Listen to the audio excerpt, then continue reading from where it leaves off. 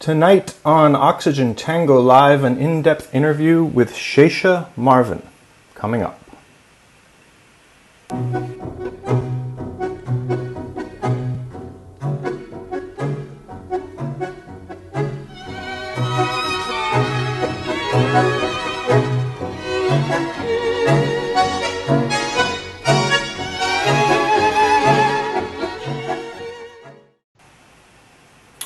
Welcome back to another episode of Oxygen Tango Live. Megan, how are you? I'm doing good, Dave. How are you doing? Doing good, doing good. Congratulations on yet another lighting upgrade. Just keeps going up and up. Thank you. How are you doing it? Everyone out there is wondering what your secrets are.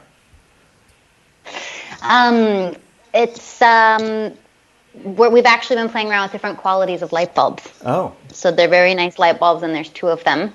And then I have them behind an umbrella to diffuse the light. High production values. Just a couple of announcements before we bring on our exciting guest. We are streaming on Facebook and YouTube. Just a reminder, though, that if you'd like to join the chat, we recommend doing so at YouTube to get in there live. Every once in a while, the stream does get cut off. It's usually hooked up so that it'll start in the same stream within just a minute or two. Occasionally, you will have to go to our YouTube or Facebook homepage to find the new stream, but that hasn't been happening as much lately. We'll be taking Wednesday off. We have a virtual Seder to attend, so the next stream will be Friday, 8 p.m. Pacific time. We have an exciting guest for Friday. Should we tease it now, Megan? No, let's make them wait. We'll make them wait. Maybe it's not totally confirmed yet. And lastly, to appear on the stream, all you have to do is write connect@oxygentango.com. We're interested in talking with tango dancers of all levels anywhere in the world during this time and getting to know you and what your experience is like. Without further ado, we are going to bring on Shesha Marvin. Shesha, how are you? There he is.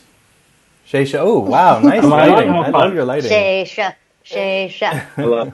Yeah. Yeah, is that a big mattress? What's that? You're sitting in front of a very fancy mattress.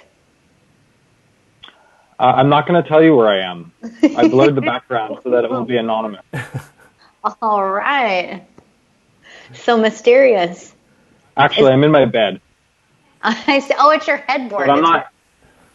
Yeah, it's like a soft, I see. So Well, what's happening is Nikki's out there, and she's doing she has a chorus team of girls, and they're all doing a Zoom rehearsal because they can't meet in person.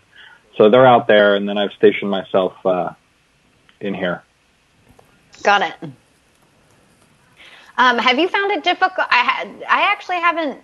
I've been really wanting to work on this hip-hop routine. Sachin and I were taking hip-hop classes before this all started. I just felt like it would be hard to, because of the lags in video, to actually try to practice choreography.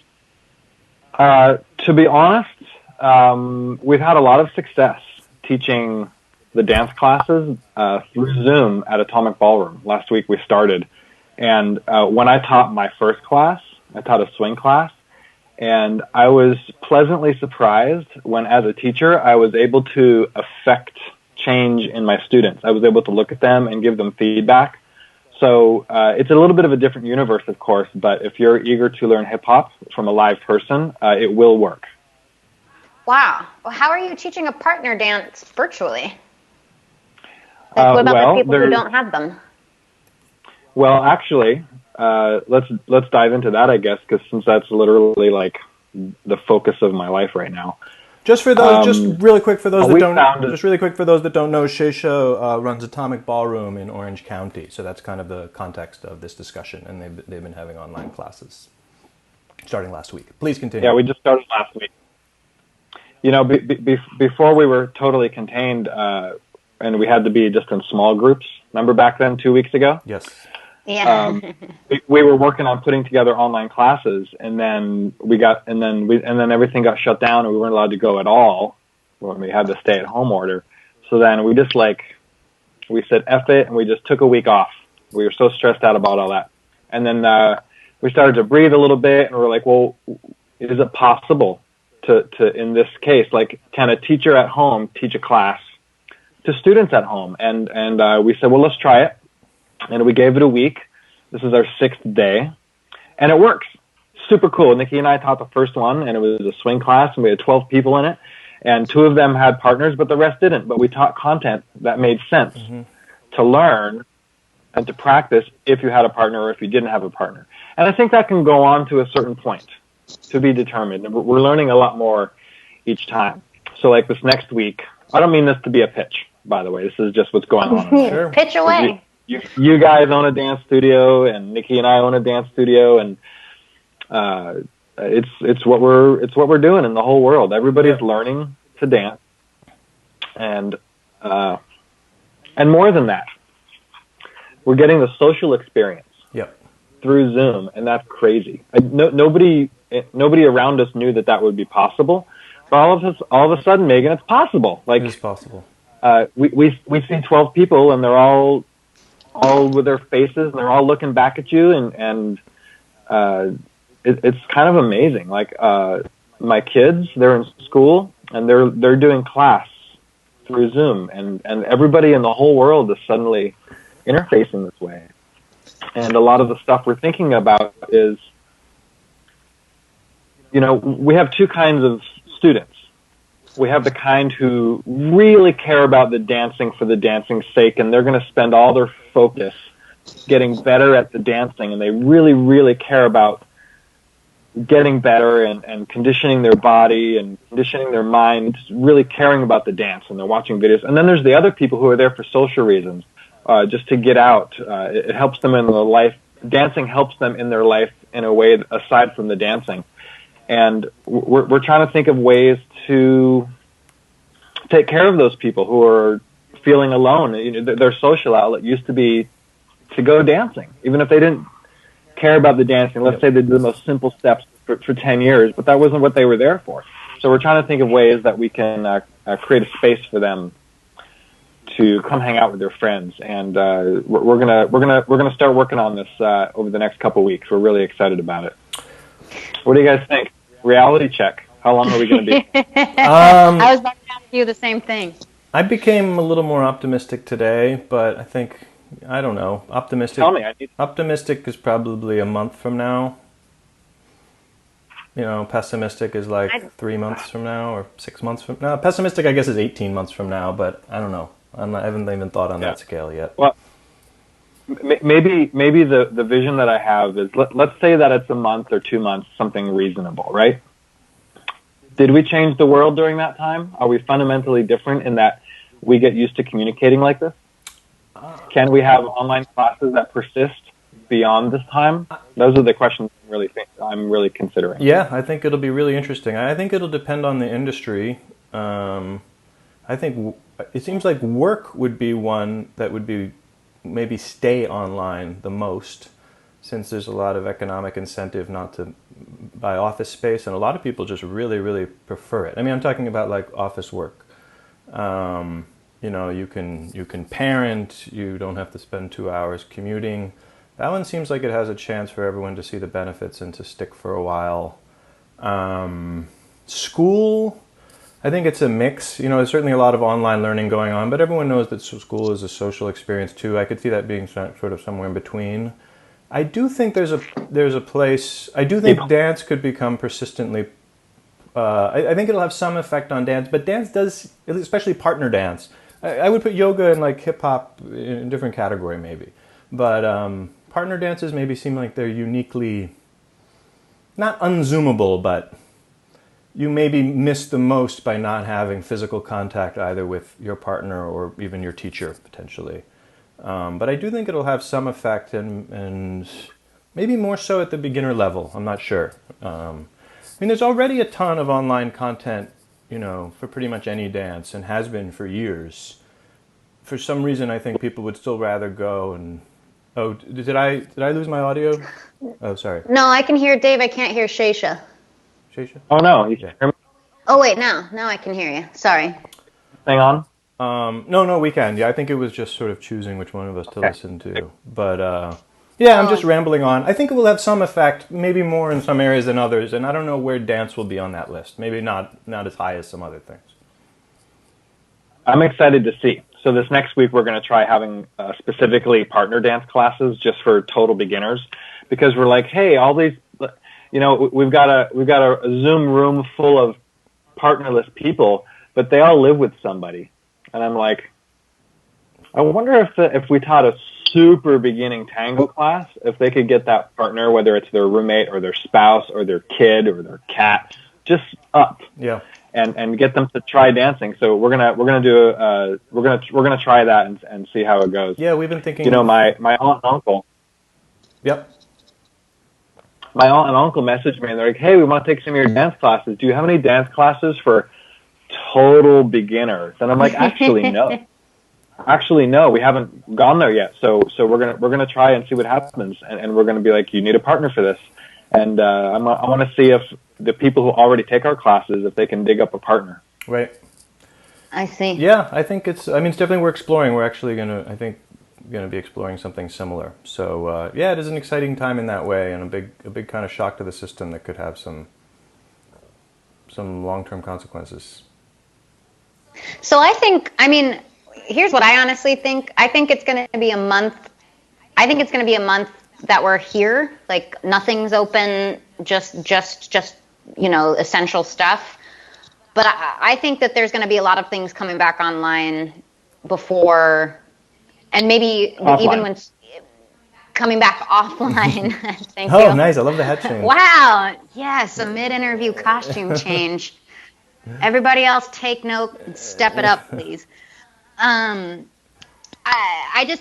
I guess my biggest fear is how long will people be worried about coming to a dance class? Like, even if the thing's under control, but it's still vaguely out there. There's a lot of things you can do that are less risky than press your face up against another person's face. So, yeah, virus-wise, especially tango. Yeah, that's going to be the scariest one. Maybe Nuevo's going to come back for a while. Yeah, as if you're safe as long as you stay in open embrace. I could see it going both ways. I could see, probably depending on how long it lasts and how severe it is, I could see people being so hungry for physical contact that there was a big tango and social dance boom, when it became possible. But I could also see it taking a while for people to get comfortable in personal space. Again, maybe that would take a couple of months. I imagine we'll come back to private lessons and then small, limited groups. We might have to be like 10 people max, because that's what the law will be for a while. But at Atomic on Friday nights, we'd have 300 people, 299 people in the room. And I'm really interested to see at what point will we be able to do that again. Right. Because that's the real social dancing, is when you get such a mass of people that everyone's represented. Yep. Totally. Yeah. Don't forget, Atomic, we got 7 days a week. We have not just one social dance, but we have 2 social dances or more every night. Like, it's crazy. We're going to really feel it the most. Can you tell us a little bit about Atomic and how you started it, why you started it? Sure. And when? And then I keep seeing you. And when? Yes. So this will be the shortest story possible, but there was a time, 18 years ago, I guess it would be, where I kind of everything swing dance related in Orange County, I ran. So I had the Orange County Swing Dance Club, and we had huge classes and a huge dance, and there was really nothing else. And the original owners of Atomic, they opened Atomic where it is now, and I called Jerry, one of the owners. I'm like, hey, I've always wanted to promote a swing dance on a Friday night in the city of Irvine. Can we team up? And they were so excited, and we teamed up, and we had 200 people there on the opening night, and it's never been less since, until a couple weeks ago. Wow. And 4 years later, they wanted to move to Texas and raise kids and be with their grandparents and stuff, and so they sold us the business. And so even though we didn't buy it until 2008, we had been part of it since the beginning in 2004. So that's how that came to be. And actually, that space, which is so amazing, was a dance studio. There were two other dance studios there before that had failed. So I hope we figured it out, or at least as things come and go, we're going to have a really good run here. So so that's going on 12 years now that you guys running it yourselves. That's quite a run so far. Yeah. It's really inspiring, and we've really gotten back into it more, like, emotionally, over the last couple of years. Nikki's found a new energy there. I found a new energy there, and we've just been doing so many exciting things. So we'll see what's next. We're pushing harder than ever for our online space. What was there a valley? Sorry, Dave, you want to go ahead? I think I was going to ask a similar question. Was there a dissipation of energy, or is it hard to maintain enthusiasm for the dance over such a long period of time? And I think it had more to do, if you want to get real in this interview, I think it had more to do It's Oxygen Tango Live. It had more to do with how checked in and how inspired I was and Nikki was. And we had really great management for a while, and the downside of that is it disconnected us from the studio enough that we couldn't make the changes that we needed to make, that we were inspired by, because we kind of had this corporate structure, and we'd have to go through walls and have our team do everything, and so instead of stratifying everything, we're just doing it all ourselves again, like we're so good at. And so it really showed right away that we were fully at the helm again, and I gave up a bit of my tango to do that, but it's worth it.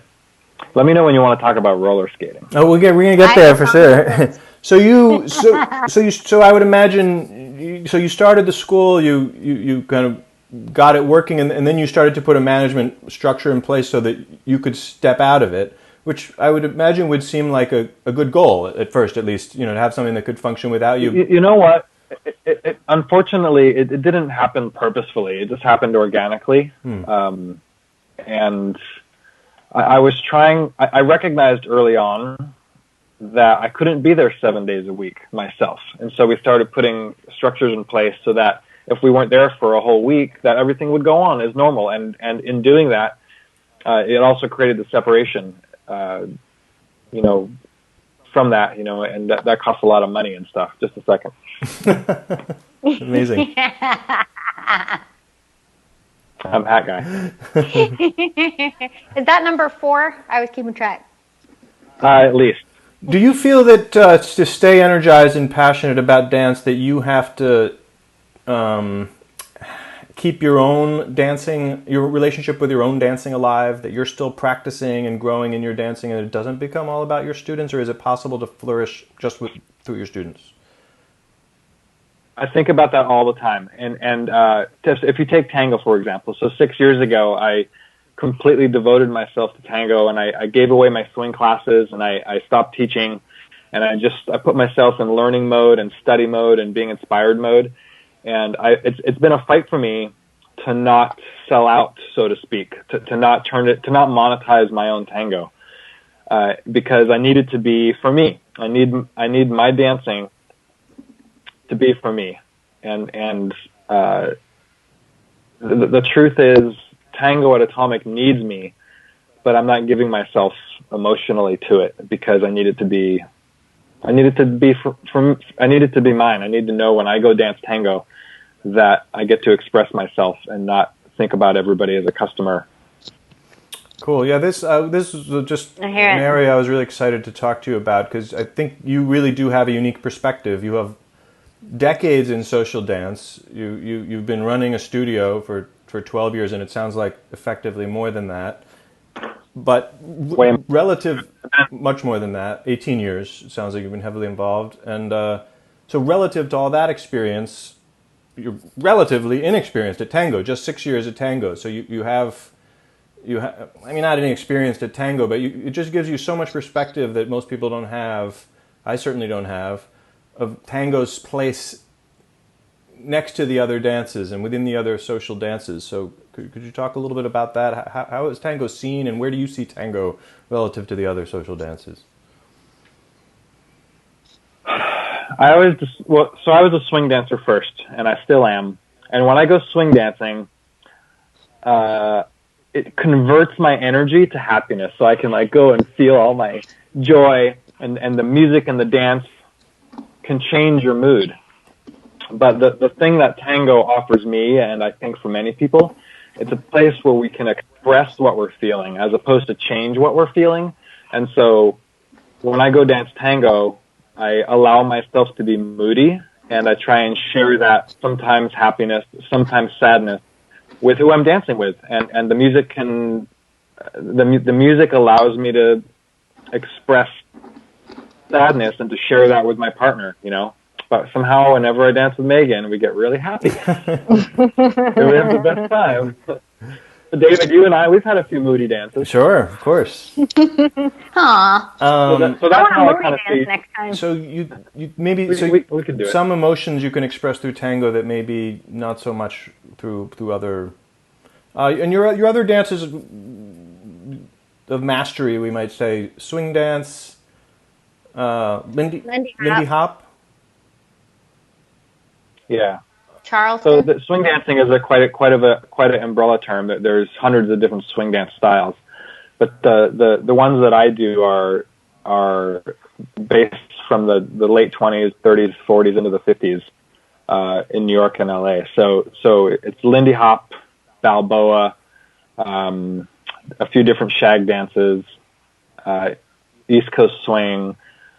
But I would identify myself as a Lindy Hopper foremost, and a Charleston dancer. And boy, this 20 sure took a turn. Remember when Charleston was going to come back? No, I don't. It is a solo dance. So maybe we'll start offering a lot of Charleston classes. Oh, that's smart. Charleston's a solo dance? Charleston's a solo dance from the 1920s, which you can also do with a partner. And when you partnered Charleston dancing, it evolved into Lindy Hop. Charleston, your way through the coronavirus crisis. I'm seeing it.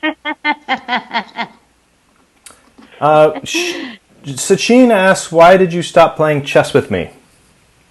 Let's rip off the scab. Okay, so I invited Sachin to play chess with me.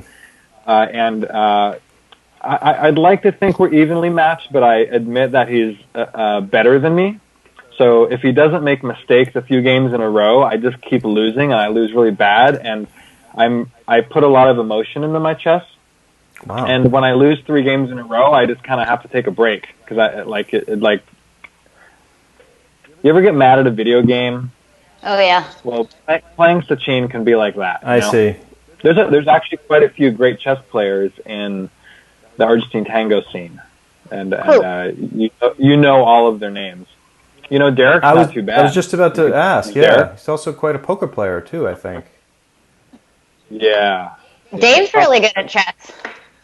Oh really? Oh, we got to play. I didn't even know. I would love to play you. I don't know about really good. I'm so excited. Megan and I, sometimes we play Scrabble, and I have the demoralizing feeling that you're describing, because she always destroys me at Scrabble. And yeah, after 3 games of that, what am I doing this to myself for? Yeah, you switch to Monopoly. You know, you don't want to keep playing chess with Sachin after a few games. That's why. I see. This is so good to know. Yeah, Dave is he's so good. He's really good at everything. So usually he wins at most games we play. So I need to bolster my self-confidence. I make him play Scrabble. And she just destroys me. It's humiliating. It's really humiliating. Slaughter. But I slaughter everybody. Perfect. So... Go ahead, Dave. So do you feel that tango is... You just mentioned you feel like you can express emotions in tango that maybe you can't in different swing dances. Is that also true and vice versa, or do you think that tango has the whole range, or maybe it's not so good for expressing happiness? Or tango's great for expressing happiness if you're feeling happy, and tango's great at expressing sadness or moodiness or down feelings when you're feeling those things. And I think that's why I like tango, because it allows me to express what I'm feeling, and it doesn't change my feeling. Got it. That's kind of what I meant. Yeah, for sure, tango can be happy too. We all know that. I see. Got it. It reflects the state you're in, but doesn't change it the way that other dances do. Everybody will feel that way, but that's why I keep coming back to it, because it's a place where I can express myself. I'm very inspired about tango and roller skating.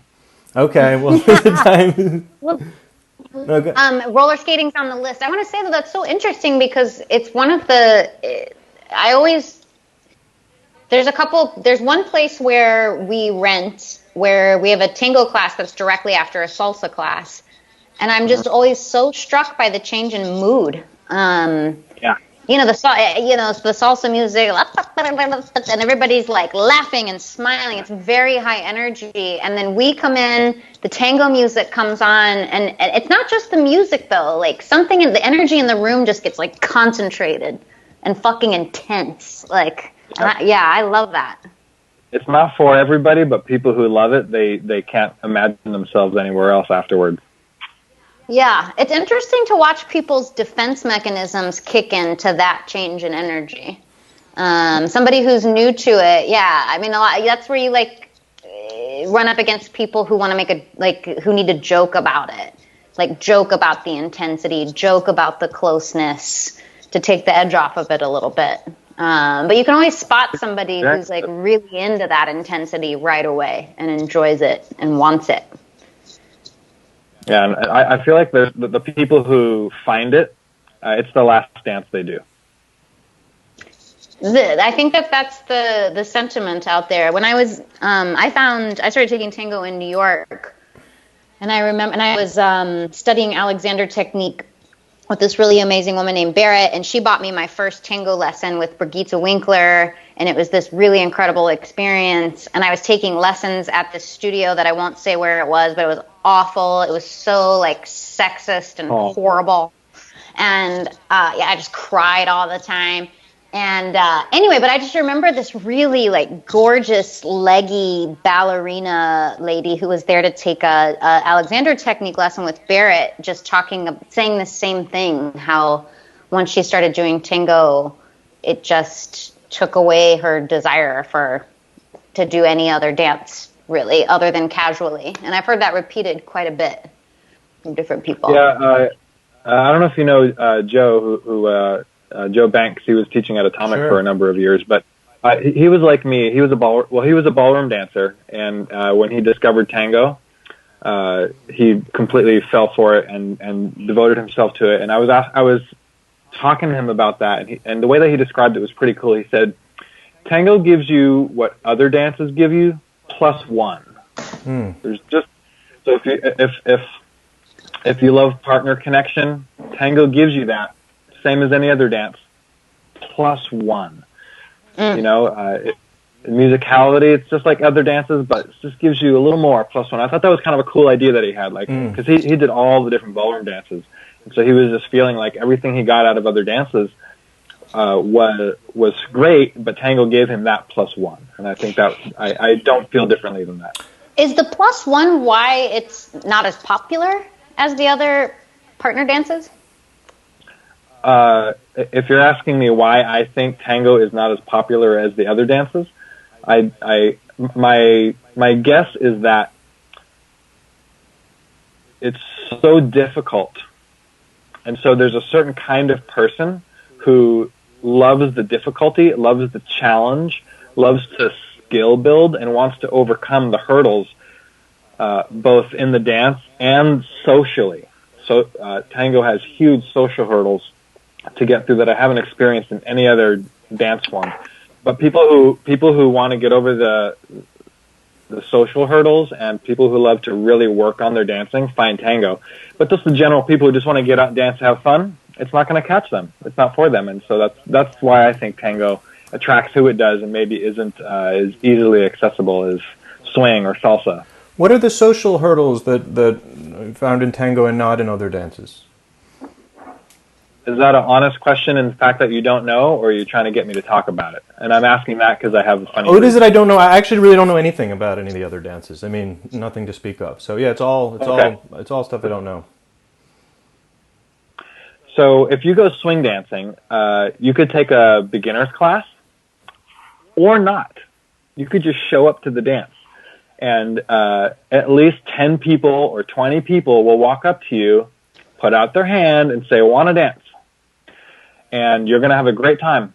You took one class, you didn't even take any classes, and you could go swing dancing, and you could have a great time. Can you imagine taking one class and then showing up to Tango Mio and being like, here I am? You know, maybe you'd get a first dance if you're dressed well and you look great, but you're not going to get that second dance. You know what I mean? Like, yep. So if you go swing dancing or salsa dancing, you get to jump right into the social part right away. And in tango, you know, it's taught to us for a reason, but it's really hard. It's really hard for someone with no dance experience to go social dancing in Argentine tango. We have a structure to build them up to it through classes and then practicas, and then graduating to the milonga. You know, but in almost every other dance style, you can just get right to it. Got it. Is that something that we can even fix? Like, do you think that's even fixable? Is that an inherent part of it, or is that like a culture fix that we can accomplish? I don't know if it's fixable. I mean, maybe it is, but I can't think of it. How do other dancers see tango? Swing dancers, salsa dancers. Well, I can't speak for them, but when I first got into tango, I tried to drag a whole bunch, not drag, but I tried to inspire all of my dance peers, all the professional swing dancers around me. I tried to get them to try it. And a couple of them tried a little bit, and I took the graphic for Fight Club and with a soap, and I put Nicki and I on it instead, and I changed the soap to Tango Club. And I was like going to start this secret practice that we could all get together on Wednesday at noon. And I set the whole thing up, and I'm like, hey, you guys, you all said you wanted to learn tango. Come actually give it a try. I'm going to share what I'm doing, and then if we have a good collection of people, we could bring in teachers. And not one person showed up. Interesting. And so what does that tell you? And so it tells me that they're interested because they expressed interest, and maybe they think it's cool to try. But maybe I'm just speaking of that particular group, but they're so heavily invested. They hadn't been bitten by the bug yet, like I was. They were so heavily invested in pursuing their dance careers that they didn't have room. Maybe they recognized how much devotion it takes. Mm-hmm. And I'm in a unique spot. I was able to do that because I'm the studio owner, and I was able to make money through the business of dance without necessarily teaching myself. And so maybe that was possible for me and not for them. But I don't know how other dancers really see tango. Really. Mm-hmm. I mean, maybe from my own perspective, I put up a wall to it, just like they did for a long time. I thought it was cool. I didn't see the real thing even, you know, but I thought it was cool, I guess. I didn't fall in love with tango until I felt the embrace. Got it. Go ahead.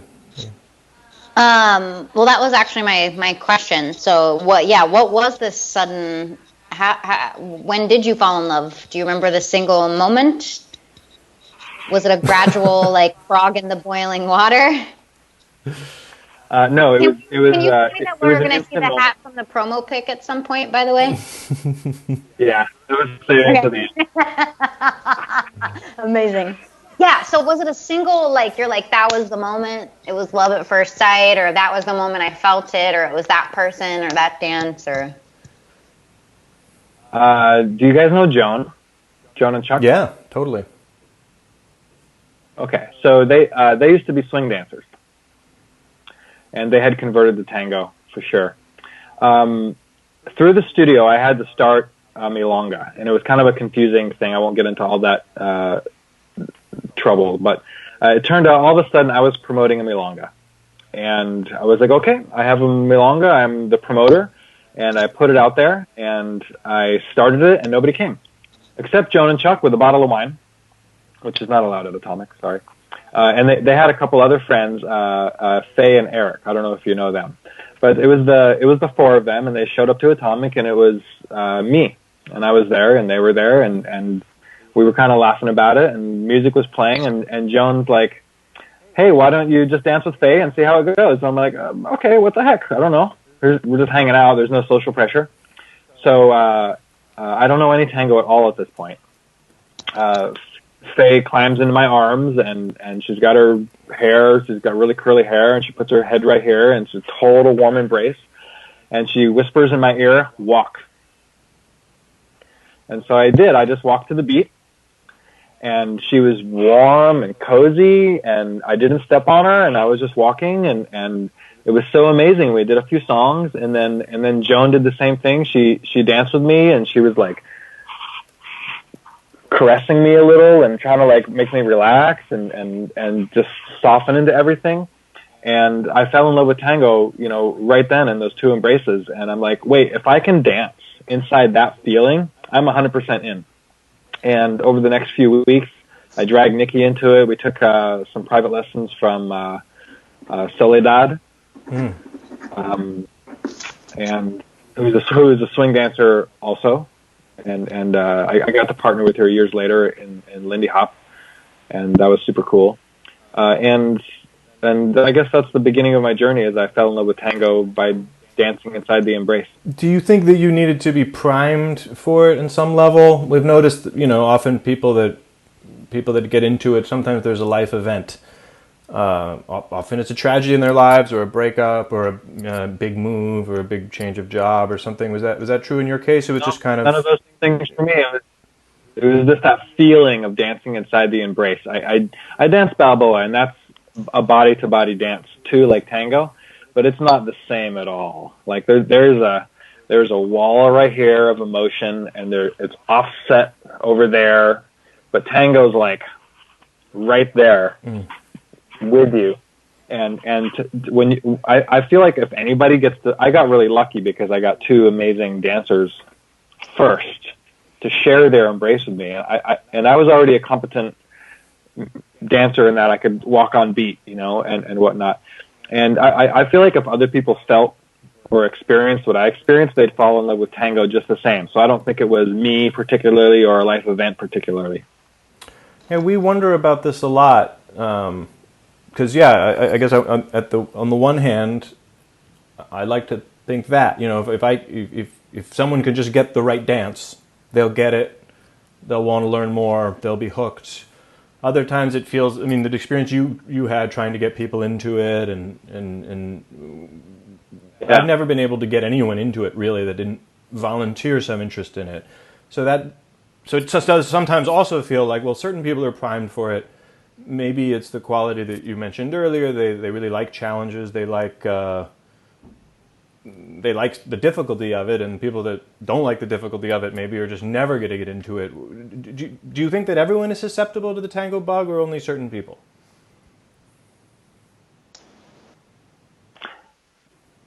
Maybe only certain people. I don't know. Or maybe it has to do with a time in their life. Like, Nikki does not like tango. She never got bitten by the bug. She gave it a few years and then said, And she's really inspired by her Lindy Hop, like more than ever. So maybe I don't know it, but I needed it at the time, and maybe truthfully I was a professional Lindy Hopper, but I wasn't inspired by it as much, like I love to do it, but if I ever choose to go dancing, I'm going to go find tango, and I don't think it was necessarily different even when I didn't have tango. The other thing I've always been curious about, and I think this is why your story is kind of unusual, someone who's very, very experienced dancer, but then takes on a new dance, is that it must have been so strange for you after having so much skill and status in the swing dance community to then go be a beginner like you were describing in a tango event, and get through those first couple years. What was that like? Was that maybe even part of the appeal for a while, or just really starting again? I think it goes with my personality. So before I danced, I always did something. So I used to be a semi-pro hacky-sack player, and then when I when I found dancing, I gave that up. and then why not pro, Shesha? Why not believe pro? it or not, I found believe it or not, I found hat tricks, and I found tap dancing, and then and then I kept finding other things, and now I found Tango, and now recently, we're going to get to this, I found skating. I keep finding things to skill build in, and they're all related to music and expression, and they're all activities where you need to practice and figure it out and be self-taught a lot. You got to figure it out, and all of those activities, Tango being not even the newest one, but Tango's in my list of sort of dance related things that I've just been really interested in since I was a kid. Did you know hacky-sack players, when you compete, did you know that you do it to music? No. No, and I'm honestly still recovering from the fact that you were a semi-pro hacky-sack Actually, my protege, Ryan Mulroney, he went on to be 3-time world champion. Really? Yeah, I was really, really into it. What's the difference between semi-pro hacky-sack and pro hacky-sack? The way that you go pro is you're competing at the intermediate level, and then the professionals who are in the audience, they all yell, "Go pro, go pro, go pro." And at the world competitions in Montreal, I was competing at that level, and this was actually my last competition. Everybody was yelling, "Go pro, go pro, go pro," and then I never competed again. So that's why I say semi-pro. So once you achieved that, you lost interest? No, it wasn't that. It kind of could seem that way, but I had already been losing interest in the practicing of it because I found swing dancing at that point. So there was kind of a bleed over. And I definitely remember noticing emotionally that I wasn't practicing my hacky-sack as much, and I was instead practicing my swing dancing and my tap dancing and my hat tricks. Oh wow! Wait, so nice. so hold on, wait, no, go ahead, Dave. Go ahead. Well, hacky-sack professionals are promoted into professional status by a chorus of voices in the stands, is what you're saying. Isn't that badass? That's so cool. That is badass. You just need to be embraced by, vocally by the hacky-sack community. Wow. The minion. Have you ever yelled "Go pro" at an intermediate hacky-sack player? I guess you have to be a professional to do it. I guess I will say professional. There's only a few professionals who actually make money at it, so it's more of a level that you compete at. Got it. I guess in that case. Shesha, was hacky-sack your first obsession? Was that the first thing you got really No, not at all. No, actually, if I think back, I remember when I was 12, 13, 14, I was really down on myself because I was like, I'm a loser. I don't have any hobbies. I have nothing I'm interested in. Now you have the and most then I hobbies realized of I was any a man ninja. Yeah. Then I discovered I was a ninja, and I started doing jump kicks all the time and dive rolls all the time, and I ended up taking martial arts classes. So I would say that martial arts was my first true obsession.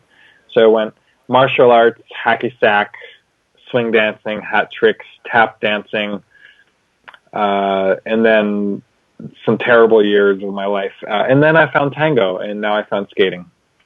Wow. Okay, we're gonna get to the skating. Can we see a couple hat tricks? Oh, sure. Let's see here. I don't know if you can see them on camera. Yeah, sure can. Woo! I actually know 150 hat tricks. Really? All right, let's see number 70. Yeah. Whoa. Another again. Well, I'm not in a position where I could really do too much. Wow. But see that there's a little bit going on here. Yeah. Oh. That's so fucking cool. I did some digging on you before the interview because that's what I do, and I found your website, and the byline of your website is Lindy Hop, Charleston, and hat tricks. And I didn't realize that was going to be literal. I have it on my list to ask you what I thought it was some form of swing dancing somehow. I didn't realize it literally meant tricks with hats. I thought it was hockey scoring. I was at a hockey game a few weeks ago actually, and somebody did a hat trick, and everybody threw their hat into the middle, and that was kind of cool. I'd never seen that before. I just hear about the legend of the hat trick. anyways, if anybody's really interested in learning hat tricks, there's some instructional videos that my buddy Kevin and I put together. So there's a famous swing dance called the Shim Sham. It's kind of like chacarera, like it's like choreographed, and everybody in the community knows it. So a lot of swing dancers know the Shim Sham. So we did a hat trick Shim Sham. And if you look it up on YouTube, it's Hat Trick Shim Sham. And if you look for Shesha or Kevin, or our hat trick names are Tips and Tops. I'm Tops. We put a bunch of stuff out there. There's routines that we've performed and some instruction for anybody in the universe who might decide they want to flip their hat around like a weird. Wow. Or like a fucking G Boss. is how I would say it. I've learned. I'm glad you think it's cool. It's a real lady killer, I would say. All right, we got to talk about skating, right? Hell yeah. The question is, why should every tanguero and tanguera learn how to roller skate? That's the question you should ask me. Okay. Shesha, why should every tanguero and tanguera learn how to roller skate? Because it's the best cross training. If you're going to be a swimmer, you should also lift weights. Like, you'll be a better swimmer if you cross train. If you just swim, you won't be as good as the swimmer who swims and lift weights. You know what I'm talking about? Yes. Yes. That's why I was taking hip-hop classes. There you go. Exactly. So I think, just in my experience, I didn't do it for this reason, but in my experience, there's so many parallels between pushing the floor, musicality, the angles. So like we're always playing with the open back, open front in tango. Same exact thing in skating. The thigh squeezing. My leg strength has quadrupled in the last 2 years since I started skating. Like, I feel so strong when I dance now. It's like super noticeable. I can go up on one foot and just stand there. I used to shake. You know what I mean? So also projection, and that's my latest great realization is my skating got better when I started projecting like I would in tango, and so I recognized that new parallel. Yeah, I think don't do yoga. That's what they say. Every tango person should cross train in yoga. Fine.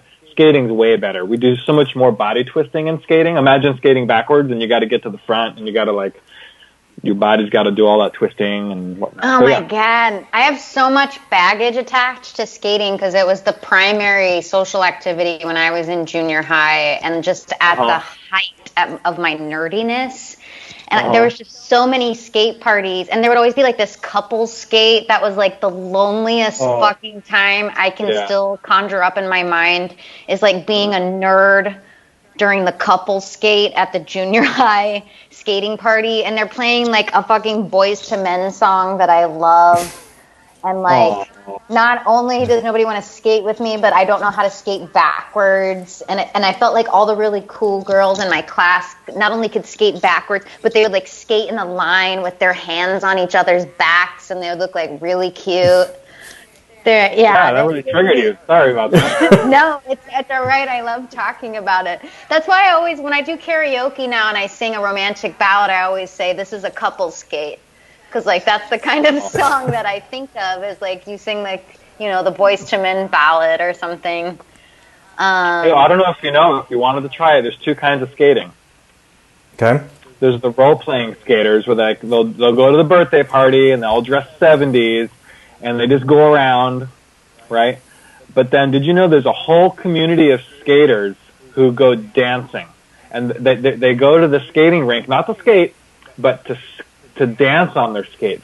The entire room at certain skate events, the entire room, it would be abnormal to be there and not be dancing to the music. While at most skating rinks, you go around, and if you're dancing too much, people are like, oh. Something I've discovered, this is kind of a high thought that I had. There's so many activities in life that could be done to music, and a lot of people think, oh, that's kind of weird. Like, some people think, oh, that's weird to skate to the music, like to really skate to the music. And I'm like, until you discover it. But what a hacky-sack is to the music, right? They could even do martial arts to the music. There's a lot of ways to do things to music. But imagine, what if we did something weird like bicycle riding? We do that. There's spinning class, right? Yeah. Yeah, there's many activities. There's communities who do that same activity without music, and there's communities who do it with music. And Megan, if you wanted to restart your skating career, make sure you find a community that's doing it to music, not just for role-playing sake. Who's the crowd at skate events? Sorry, Dave. Please. I'm real triggered here. No, who's the crowd at a dance skating event? It's really cool because it's kind of like Tango. There's people who identify themselves as skaters, and the people who identify themselves as skaters, they do the same thing that we do when we go to festivals. We go to weekly events, and we go to national event weekends. You know what I mean? And there's competitions, and there's all kinds of like Instagram, look how I'm doing, share videos and stuff like that. And so it's a community of people who identify as skaters. If you go to their Instagram, it's like the thing. It's clear what they do. They skate 6 days a week, and that's what I'm into a lot right now. And luckily, I can't practice. Even though I can't practice tango right now, man, I finally got a partner, Jessica Cutler. I finally got a partner for the LA Tango Festival and competition. I finally, after all these years, got a partner who could pull me up, and then got canceled. Super cool about that. But I get to practice skating at home. She's an amazing tangetta from Denver. Oh. She's really famous. She's really famous for her table dance. Oh, I've seen that. Yeah, check it out. Yeah, John and Jessica. So are you taking I to be famous for my table dancing. Different kind of table dancing, I think.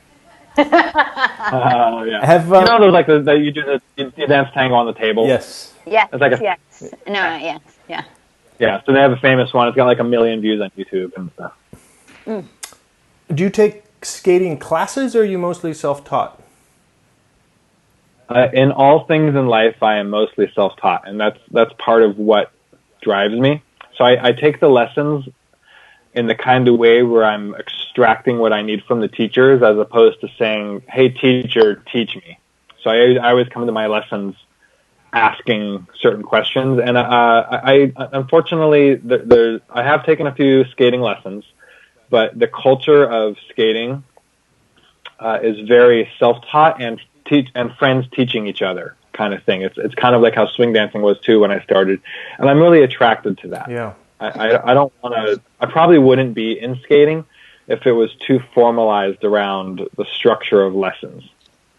Interesting. There's so much individual style that people have because they discover their own movement as opposed to copying somebody else's movement. I think about this a lot. Like one of the things I love about skating and I somehow, even as a dance studio owner, I have to really, care for this because I don't want to say don't take lessons. I want people to take lessons because they need that. But I think it depends on your personality. I don't want to take lessons because I'm an artist and I want to let myself express what I need to express, and the way that I learn and think of everything and figure out the structure of stuff, it inspires me. And if it's spoon fed to me, I'll lose interest. Yeah, I think lessons are helpful, but they can honestly be a trap a lot of times. Especially in tango, I think tango is so hard that people fall very easily into this deception that there's somebody out there who's just going to be able to give it to them, that there's going to be some substitute for just the years of suffering and working on it on your own. And there's just honestly simply not. And so I feel like it honestly can keep somebody from growing in a lot of ways because they have this idea that if it's the right teacher or they learn the right trick or that they'll suddenly have tango for themselves. I also think it goes back to what we were talking about at the beginning, that not everyone is at the class for the same reason.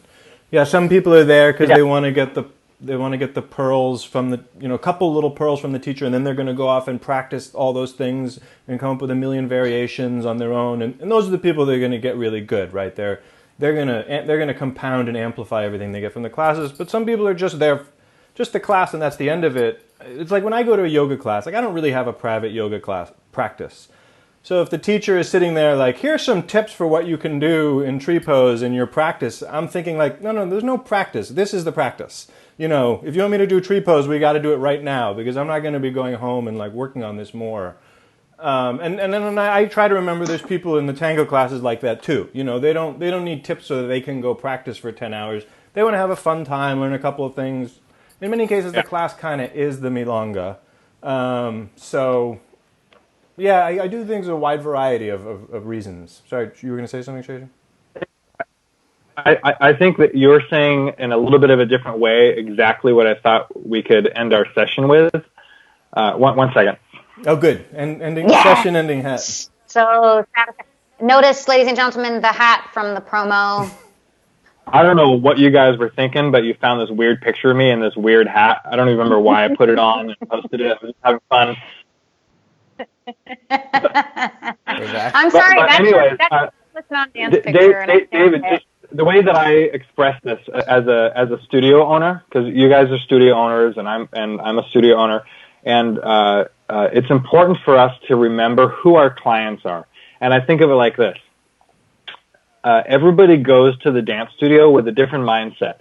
And if you think of it like saying bye to your mom, you know, like, hey mom, I'll see you later. I'm going to tango class. That's like what somebody's really excited about. They'll do that for years. Bye, I'm off to my tango class. And they're really excited about that. And then there's other people who are like, hey, I'm off to go practice. I'm off to go practice for the competition. And they're really inspired by the competitive element of tango. And there's people like, hi, I'm off to the milonga. I'm really excited just to go dancing. And so everybody goes dancing for different reasons, and they're really excited about what their destination in the dance is. And us as studio owners, it's important to remember that not everybody wants to be good at dancing. Some people, most people don't really want to be good at dancing. They're going there for exercise, for social reasons, just to get out of the house, because eventually they don't know anybody who's not a dancer. So what I would offer this advice to anybody who's opening a studio or who wants to start dance classes: create a product that can be enjoyed by many different kinds of people, because it does take all of those people to come together to create the dynamic. We need everybody. We need the people who really care. We need the people who are just there to exercise, and we need the people who are going to take the classes, and that's what they're excited about. And we need the people who are going to come create stuff, because that's what moves them. We all belong together, and that is what we call a community. Wow. Yeah, totally. As you were running through those, I immediately thought of like who I think of at Oxygen when each type of person. Yeah. I'm off to my whatever. That's how I think of it. Very well put. Shesha, this has been so incredible. I didn't get to your tattoo Pinterest page, which I found.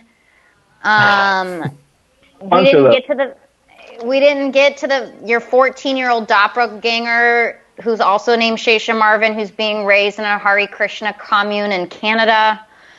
No, that's really me. Oh, that was you. Oh. That's you? That's really me. You made that? No. So when I was a hacky-sack player, my mentor made this funny web page, like a bio for me, and he put all that stuff he discovered on there. Were you raised in the Hare Krishna tradition? Yeah, I was. My dad's actually still a Hindu priest to this day. Wow. Well, we're going to have you back on. Jesus. Well, that's another topic. Okay. We've just been looking at the tip of the iceberg the whole time. Well, this really is the point of this show, actually, is that we see all these people at tango events, and it's so easy for the years to go by and not really get to know them. So it has been really nice to see some other sides of you, hear about all the other things you're interested in. We hope you'll come back. I love you guys so much individually. I like Megan, David. I've spent time talking to each of you and the way, and the reason that I like you guys so much is you guys, however you do it, you give me permission to be myself, like to really be able to just be me, and I don't have to like front with you guys. So I love you both for that, and I was really excited that you guys asked me to join you here today, because you guys make a safe space for me. Thank you. Awesome. Literally can't get enough. Yeah, we're going to have you back on.